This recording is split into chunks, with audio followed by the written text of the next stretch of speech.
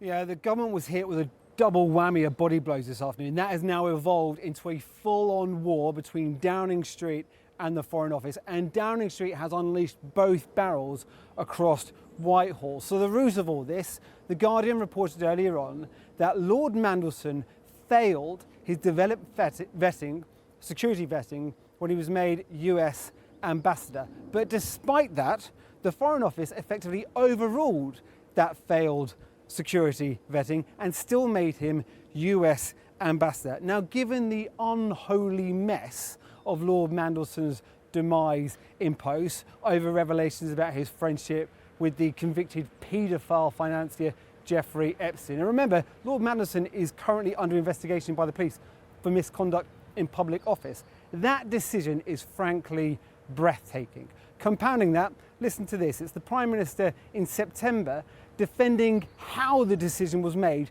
to appoint Lord Mandelson to that post. Full due process was followed during this appointment, as it is with all ambassadors. Full due process was gone through in relation to this appointment. Full due process was gone through when the appointment was made. OK, what you just heard there, opposition parties say, well, clearly due process wasn't followed. So what you heard just there was the Prime Minister misleading Parliament, and that's a resignation offence. Now for the war. Listen to this statement we've just got from a government spokesperson. Quote, the security vetting process for Peter Mandelson was sponsored by the Foreign Office. The decision to grant developed vetting to Peter Mandelson against the recommendation of UK security vetting was taken by officials in the Foreign Office. Neither the Prime Minister nor any government minister was aware that Peter Mandelson was granted developed vetting against the advice of UK security vetting until earlier this week. Be in no doubt, that is Downing Street throwing the Foreign Office under the bus. It is Downing Street throwing civil servants in the Foreign Office under the bus. I should also say that it's believed Peter Mandelson, this is the first he's ever heard about this. He didn't know that we understand that he doesn't know that he failed his vetting. The Lib Dems tonight are saying none of that matters. Ultimately, the buck stops with the Prime Minister. It beggars belief that the Foreign Secretary, the Cabinet Secretary, the Permanent Secretary of the Foreign Office didn't tell the Prime Minister. But if they didn't, his government was totally incompetent and negligent. And for that, he'll have to go. And this is all pretty unseemly, isn't it, Paul? So number 10 is now throwing the Foreign Office under the bus. Have I got that right? Yeah, this is terrible. The annals of time are littered with political downfalls that start just like this. But what you have to remember is why Downing Street have come out swinging so hard. It's not 2 months ago since I was standing here telling you that we were concerned that the Prime Minister might not make it through the next 24 hours because his stock was so low with his own MPs over revelations about Lord Mandelson. He weathered that storm just. He was on the precipice. Downing Street think that he's weathered the last month, the war in Iran. He's weathered that well. Their fear is that this story, these revelations, put him back on that precipice. Paul McNamara, thanks very much indeed. Well, joining me now is the Chair of the Foreign Affairs Select Committee, Emily Thornberry. Emily Thornberry, good to see you. You look very serene tonight, but are you upset by what's going on? I'm really fed up.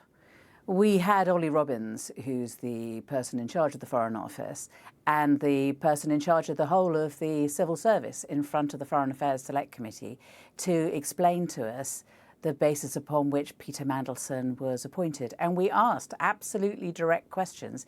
Did the security services have any concerns about Peter Mandelson? How did his deep vetting go? Were there any problems with it? And we just got messed around. You know, we asked absolutely the right questions. We wrote the right questions. We've got ridiculous answers. So did they lie now. to you? Did Ollie Robbins lie to you? I think that it was a little bit like if you were to say to somebody, how was your day? And they said, oh, I had to run to work, but you missed out that you were chased by a bear. You know, I mean, it's like what they said was, you know, he had direct vetting, due process was followed, and he was appointed. Okay. They didn't say the bit about he failed direct vetting, and that was overridden, as is, you know, as you can do. But it's very extremely unusual for it to happen. Right. Was the bear number 10, the bear that you discussed, was that number 10? And do you blame them? Did Keir Starmer lie when he stood up in the House of Commons and said 3 times the due process for vetting was followed? No, I think that by the sounds of it, he's been given the same kind of weasel words that I've been given. Due process was followed. Well, yeah, it is due process to do deep vetting. You can still fail it. It can then be overwritten. Due process has been followed, and you can tell the Prime Minister that. I mean, I'm interested in the idea that an official in the Foreign Office would override something as serious as security concerns or vetting, you know, having failed, on a political appointment without there being anybody telling him to do that. And we have, of course, heard that, you know, we did have the, you know, the person in charge of Keir Starmer's office resign and take full responsibility for this. And he was particularly Peter Mandelson's close friend and colleague. I mean, this is... Right, this is really unseemly stuff, isn't it? The public will not be impressed by all this. Who should be sacked tonight? I don't know if anybody should be sacked tonight because I still don't know the answers to these questions. I mean, I've been asking them for such a long time and we still haven't had proper answers to it. So, you know, I still haven't had answers to the questions that we've been asking since September, you know, that we asked in our committee and in writing, and they just took the mickey out of us. And remember, this is on the back of us in trying to get Peter Mandelson to give evidence before our committee before he even went to Washington, so that we could have asked him the sort of questions that were clearly asked later and would have been on the public record. I mean, this is what scrutiny is about. But if you don't get serious answers, then you can't do your job. Indeed. Emily Thornberry, thank you very much indeed.